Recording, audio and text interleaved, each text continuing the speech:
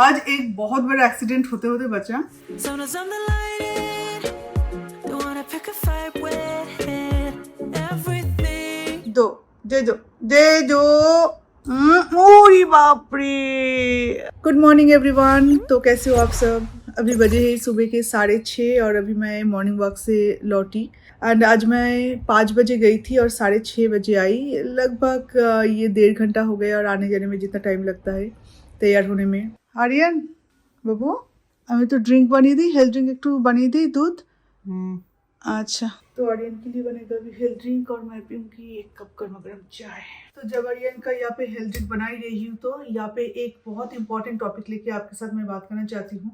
As a parent हमेशा हम लोग एक ही चीज के बारे में सोचते रहते हैं, वो है हमारे बच्चों का health. I am always worrying as a mother if my child is getting the best energy from his meals, and if I should add anything to his meal that will take care of all his growth needs। अभी आप सोच रहे होंगे कि बच्चों को nutritions की इतना ज़रूरत क्यों है। वो इसलिए क्योंकि बच्चों का अभी बढ़ती उम्र है और इस उम्र में उन लोगों का तरह तरह के ग्रोथ की ज़रूरत पड़ती है, जैसे कि physical growth, mental growth, energy, immunity etcetera. तो इसलिए बच्चों के मील्स में हमेशा एक हेल्थ ड्रिंक होना बहुत ज़रूरी है। और आप सबको तो पता ही होगा कि आर्यन क्रिकेट खेलता है और क्रिकेट में कई तरह की एक्टिविटीज़ की ज़रूरत पड़ती है, सिर्फ बॉलिंग और बैटिंग नहीं। और वैसे उसके लिए भी कई ज़्यादा स्टेमिना की ज़रूरत पड़ती है। तो मेरे क्रिकेट स्टार को खाना खिलाना मतलब एक टास्क है और बच्चों की तरह वो भी बिल्कुल भी वेजेस वगैरह नहीं खाना चाहता। तो उसके न्यूट्रिशंस को लेकर मैं बहुत ज़्यादा टेंशन में रहती हूँ हमेशा। इसलिए मैंने आर्यन के मील में एक ऐसा हेल्थ ड्रिंक इंक्लूड किया है जो कि उसे वो सारे न्यूट्रिशंस देता है विच he requires at this as. ये है डाबर वीटा का हेल्थ ड्रिंक जिसमें है सारे एसेंशियल न्यूट्रिएंट्स और ज़बरदस्त चॉकलेटी टेस्ट, जो मेरे बेटे को अपने ग्लास ऑफ मिल्क के लिए सुपर एक्साइटेड बनाता है। ये एक पावर ड्रिंक भी है। The Dabur Vita health drink offers 7 vital growth factors for kids: physical growth, brain health, boosts immunity, respiratory health, bone health, strength and stamina and digestive health। बाकी के जो चॉकलेट ड्रिंक्स है वो फुलफिल करता है 1 या 2 growth needs, where as Dabur Vita health drink 7 vital growth needs को पूरे करते हैं। और ऊपर से ये इम्यूनिटी बूस्ट के लिए बेस्ट है क्योंकि इसमें है 30+ आयुर्वेदिक बूस्टर। और जैसे कि मैंने आपको पहले ही बोला था कि इसका जो चॉकलेटी फ्लेवर है वो अमेजिंग है। तो हुआ ना आपके बच्चे के लिए ये बेस्ट हेल्थ ड्रिंक। आर्यन तो अपना दूध का ग्लास झट से फिनिश कर देता है क्योंकि उसमें मैंने ऐड किया था डाबर वीटा हेल्थ ड्रिंक। और आप भी अगर आपके बच्चों के हेल्थ के लिए बहुत ज़्यादा टेंस्ड हो कि वो वेजिस नहीं खाते तो उसका न्यूट्रिशन का क्या होगा, तो तब आप भी इस ड्रिंक को आपके बच्चों के मील में इंक्लूड कर सकते हैं। तो इसका जो परचेजिंग लिंक है वो मैं इस वीडियो के डिस्क्रिप्शन बॉक्स में मेंशन कर दूंगी। अगर आप इंटरेस्टेड हो तो वहाँ पे जाके एक बार चेकआउट कर सकते हैं। बहुत अच्छा एक्सपीरियंस रहा है मेरे लिए क्योंकि आर्यन खाने में बहुत ज़्यादा चूजी है। उसे हर तरह के ड्रिंक नहीं चाहिए, वो चॉकलेट बहुत पसंद करता है। तो चॉकलेट ही उसे ऐसा कुछ देना है जो उसके हेल्थ के लिए भी टेक केयर करे और साथ ही साथ में उसके टेस्ट के लिए भी। ये अभी तक के आर्यन के लिए बस बेस्ट ड्रिंक है। तो अभी मैं सुबह सुबह मिल्क टी विद बिस्किट लूँगी, पर पता नहीं क्यों आज थोड़ा सा मुझे ज़्यादा ही ठंड लग रही है और उसके साथ साथ थोड़ा सा भूख भी। नहीं तो इतना सुबह सुबह मैं मिल्क टी नहीं पीती, मैं ब्लैक टी लेती हूँ और थोड़ा सा लुकवार्म वाटर मैंने ली है और उसके बाद ही मैं चाय पीती हूँ, अदरवाइज थोड़ा एसिडिटी हो जाता है। दिन के कभी भी अगर आप मिल्क टी पीते हो ना तो उससे पहले अगर थोड़ा सा पानी पी लेते हो तो जिनका एसिडिटी का प्रॉब्लम है उनको एसिडिटी नहीं होता है। अगर होता भी है ना तो थोड़ा सा कम होता है।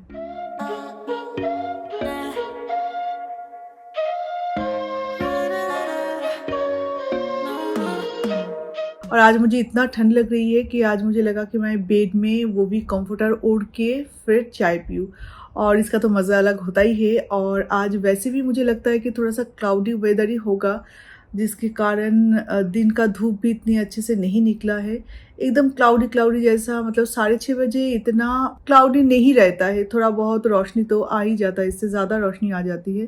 बाय द वे कोई नहीं, मुझे तो क्लाउडी वेदर, बारिश, ये सारी चीज़ें बहुत पसंद है। फॉग, ये वाला जो मौसम होता है ना, वो मुझे बहुत अच्छा लगता है। और उसके ऊपर से अगर हाथ में एक कप चाय हो तो बस, और क्या कहना। मिथुन तो घर पे नहीं है तो मुझे अकेले ही चाय पीना पड़ रहा है। और हाँ, मिथुन पहुंच चुके हैं। मिथुन 2 दिन के लिए जस्ट गए हैं, आ जाएंगे सरस्वती पूजा से पहले आ जाएंगे, आई होप। देखते हैं। You said that you needed me like a cargo, you would carry me.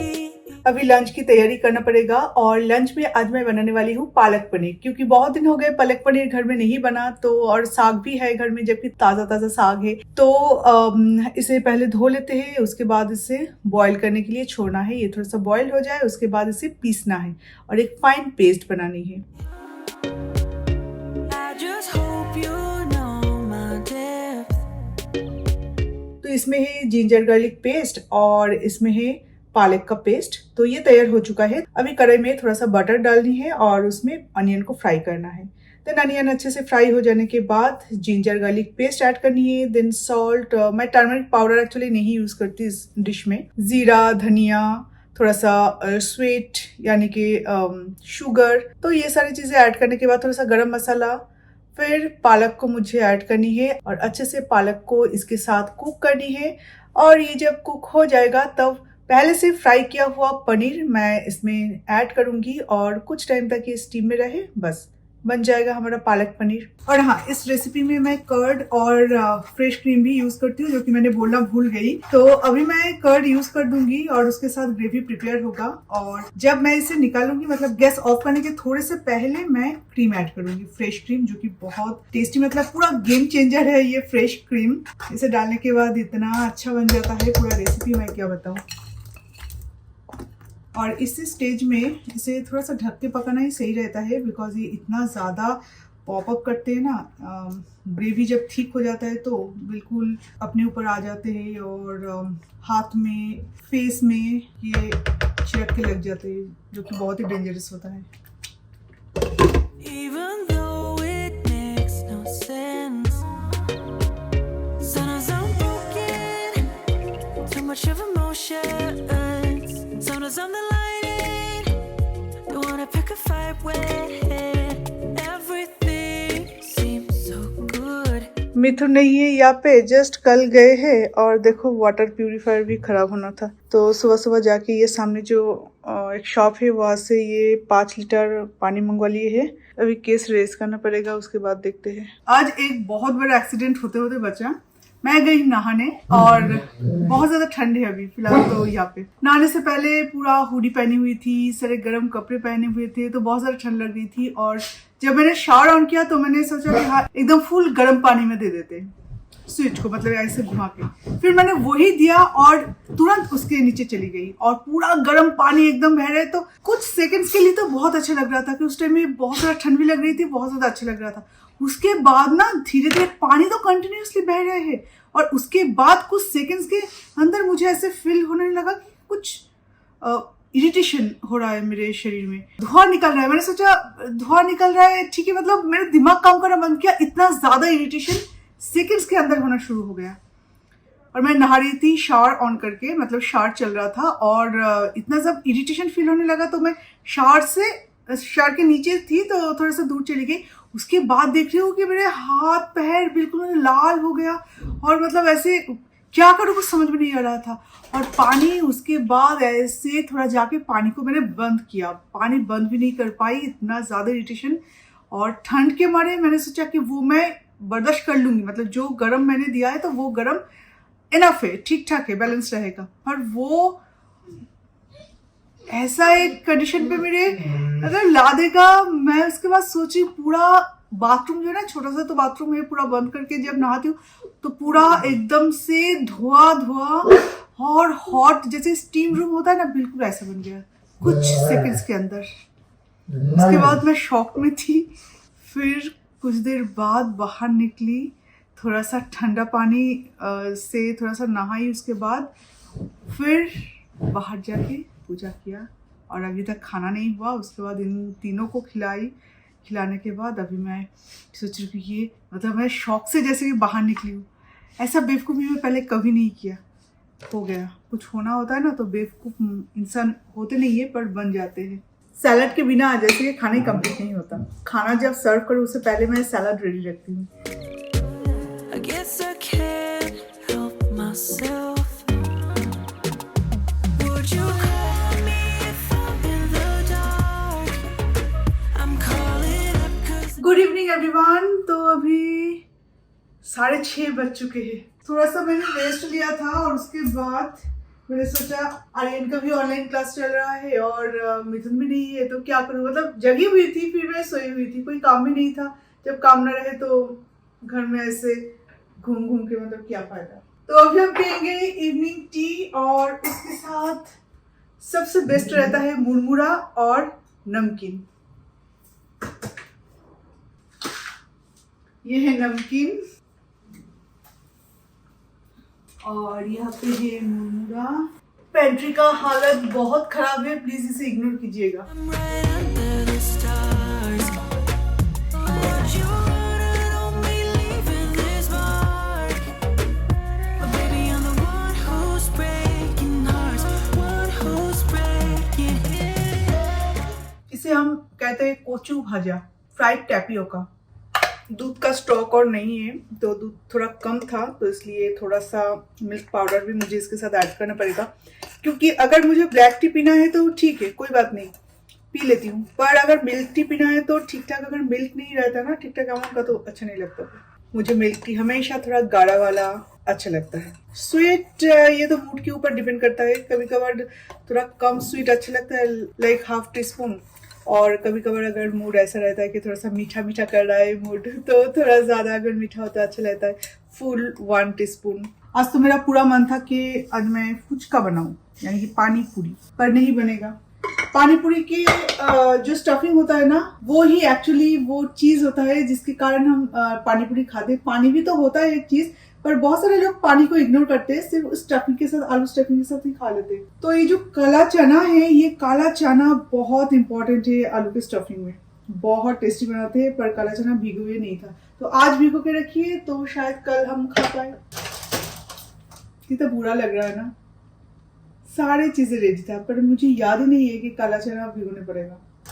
कल खाएंगे इसे। आज एकदम फुल 1 कप चाय बनाई मैंने। मतलब मुरमुरा के साथ अगर खाना हो ना तो थोड़ा सा धीरे धीरे, थोड़ा ज्यादा, मतलब जब तक मुरमुरा रहेगा तब तक ये चाय रहना चाहिए। इतना ज्यादा फुल कप मैं कभी नहीं बनाती।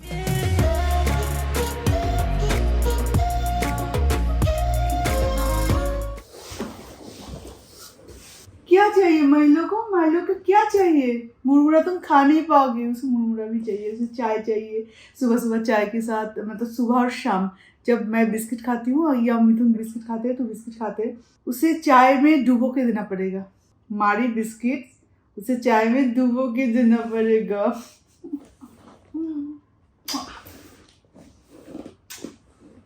स्पाइसी है बब्बू, तुम खा नहीं पाओगा, तुम्हें मिर्ची लग जाएगी। बहुत अच्छा बना चाय, क्योंकि मिल्क पाउडर में चाय का एक खुशबू अलग होता है। परसों आए थे हमारा जो इंटीरियर वाले हैं वहाँ से एक लड़का जो कि इस वार्डरोब को देख के गए। ये वार्डरोब और आर्यन के बेडरूम का जो वार्डरोब है, तो ये दोनों हमने पहले से सोचा था कि ये 2 वार्डरोब हम लेके जाएंगे, क्योंकि ये वैसे ही बहुत खूबसूरत है और आर्यन के बेडरूम में, और ये वाला जो है वो मेरे स्टूडियो रूम पे, बेडरूम के लिए नया ले लेंगे। तो ये 2 वार्डरोब अगर यहाँ से हम शिफ्ट कर सकते हैं ना तो बहुत सारा पैसा हमारा बच जाएगा। पर वो लोग आके चेक करके गए कि ये वार्डरोब यहाँ से निकाला नहीं जा सकता, क्योंकि इस तरह से बनाया गया है कि वॉल बिल्कुल खराब हो जाएगा। इसके पीछे का जो वॉल है, वॉल के लिए फिर से खर्चा हो जाएगा, क्योंकि ये तो हमें रेंट पे देना है और जब हम इसे सेल करेंगे तब तो हमें ठीक ठाक हालत में सेल करना पड़ेगा ना। तो ये दोनों हम लेके नहीं जा सकते। पर अभी तक हमने यही सोचा था कि वार्डरोब हम ये वाला स्टूडियो रूम पे और आर्यन के रूम में हम शिफ्ट करेंगे। नया सोफा नहीं ले रहे, नया तो और भी कई सारे स्टाइलिश सोफा है आजकल।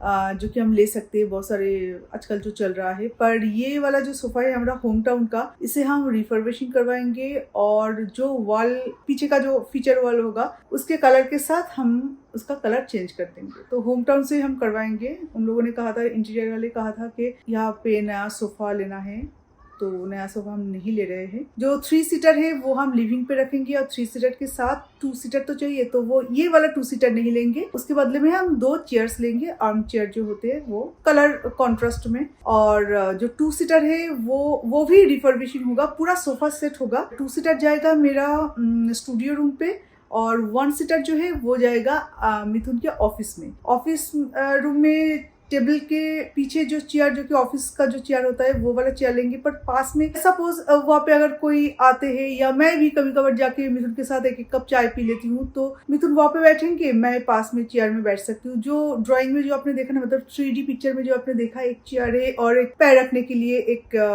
रेस्ट करने के लिए वो है एक छोटा सा स्टूल टाइप्स, तो वो हम बनवा लेंगे, पर चेयर यही रखेंगे। तो इस तरह से हमने कुछ सोचा है, क्योंकि सोफा का ही बहुत ज़्यादा कॉस्ट आ रहा है। तो ये अगर हम थोड़ा सा चेंज वेंज करके, लेदर चेंज करके, कलर चेंज कर लेते तो थोड़ा कम खर्च आएगा। फिर भी काफ़ी आएगा, क्योंकि ये वाला लेदर बहुत अच्छा है और होम टाउन का जो भी है थोड़ा सा कॉस्टली तो होता ही है, ये भी काफ़ी आएगा। पर इतने सारे सोफा अगर नया लूँ तो उससे तो कम आएगा, एटलीस्ट उसका हाफ भी अगर लग जाता है तब भी ठीक है। तो ये कुछ चीज़ें हमने सोचा है जो कि यहाँ से हम वहाँ पे ले जाएंगे। पर अगर ये हो जाता ना तो बहुत अच्छा होता, क्योंकि इसकी हमें बहुत ज़रूरत थी। ये है भी कितना अच्छा, 9 फीट का, वहाँ पे भी हमें 9 फीट का ही लगानी है।